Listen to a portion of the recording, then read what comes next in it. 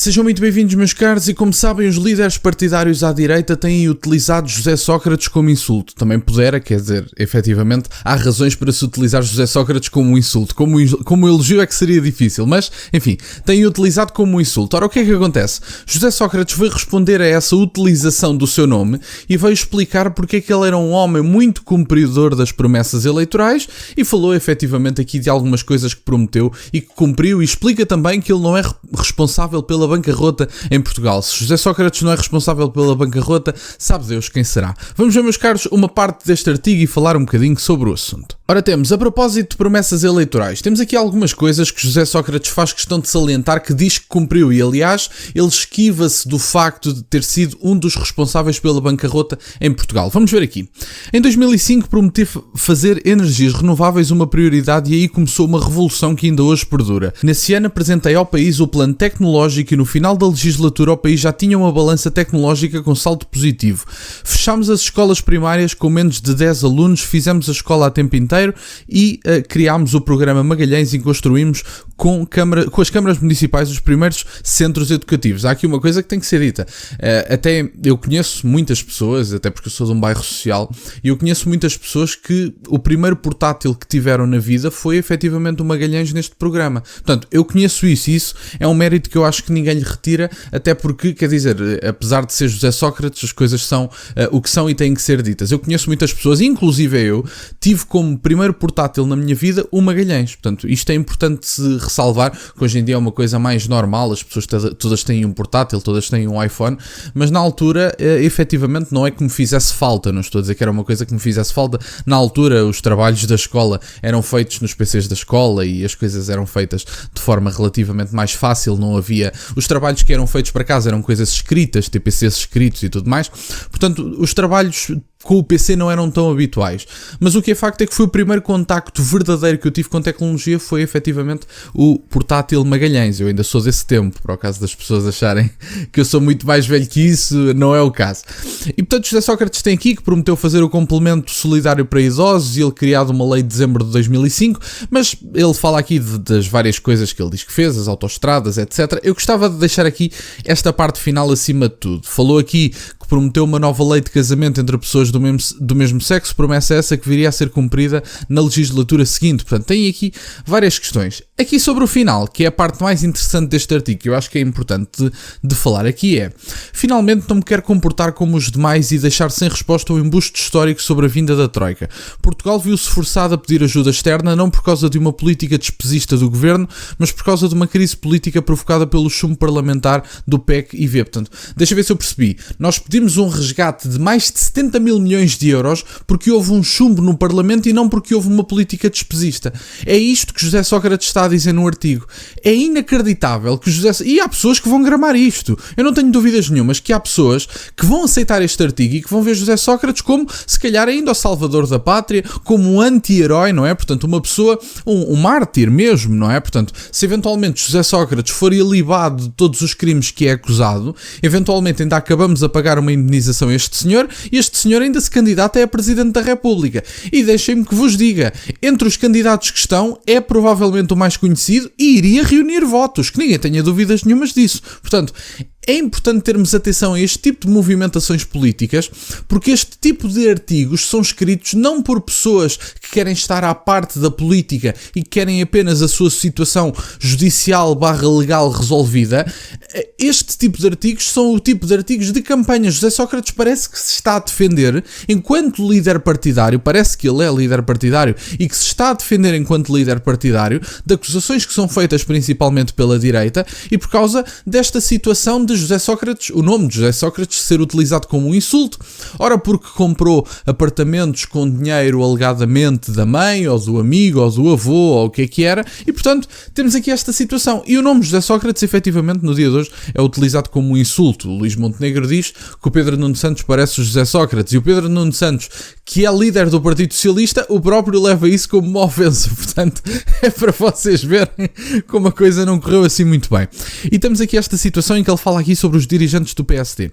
A Assembleia da República pôs em causa uma negociação internacional feita por um governo legítimo e no quadro da União Europeia. Para os dirigentes do PSD, da altura, a vinda do FMI seria boa para Portugal e nunca fizeram segredo nenhum disso. Pelo contrário, o seu líder afirmou numa célebre entrevista ao Expresso. Essa é a verdade dos factos, que não deixa de ser verdade pelo facto de ser dita corajosamente por poucos. Portanto, basicamente José Sócrates diz, o que ele dá aqui a entender entre linhas no final deste artigo é: nós nem precisávamos bem de uma intervenção, isto foi uma vontade do Pedro Passos Coelho, ele é que quis fazer estas coisas e os dirigentes do PSD é que alinharam nesta cabala contra mim, porque aliás as próprias contas públicas e as políticas despesistas do Estado também eram sensações do PSD e portanto nós nem precisávamos bem de um resgate. O Passos é que acordou de manhã e disse assim: caramba, se calhar era boa ideia pedir mais de 70 mil milhões como resgate ao FMI. Era boa ideia fazer este tipo de políticas e tratar efetivamente desta situação. E portanto,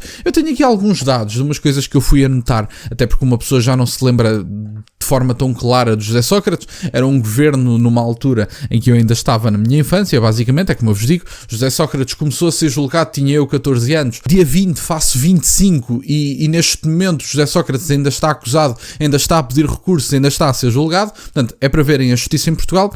Mas tem aqui, José Sócrates na altura prometeu controlar o déficit orçamental sem cortar salários ou aumentar impostos, mas acabou por implementar medidas de austeridade severas, incluindo o congelamento de salários e os cortes na função pública. Portanto, tem aqui uma das promessas de José Sócrates, que é: eu prometo que não vos tiro salários nem que vos aumente os impostos, mas o que fez foi efetivamente não só cortar os salários e também congelar alguns salários, diga-se de passagem, mas enfim. A questão do choque tecnológico, que apresentou como uma grande medida, teve avanços muito limitados e sem impacto na estrutura real ou de plano duradouro. E portanto também tem aqui outra situação. Tem a descentralização e a reforma da administração pública. Prometeu reformar e tornar o Estado mais eficiente, não concluiu medidas estruturalmente significativas. O crescimento económico sustentável. Tivemos efetivamente um crescimento económico dada altura, mas o país mergulhou numa crise económica, levando ao pedido de resgate de 2011 de 78 mil milhões de euros. Portanto, tem aqui as promessas de José Sócrates. Eu já nem estou só a falar da parte efetivamente judicial em que José Sócrates está há 10 anos a ser julgado. Tem aqui algumas promessas que aparentemente este senhor anda agora a fazer campanha na CNN. Portanto, eu não percebi bem, sinceramente, depois de ler este artigo, e li-o com alguma atenção 2 ou 3 vezes antes deste vídeo, e eu não percebi sinceramente se José Sócrates estava apenas a defender a sua honra, tendo em conta que o seu nome tem estado na praça pública a ser utilizado como um insulto entre os adversários políticos. Vocês percebem que a vossa vida correu mal politicamente falando quando o vosso nome é utilizado como insulto.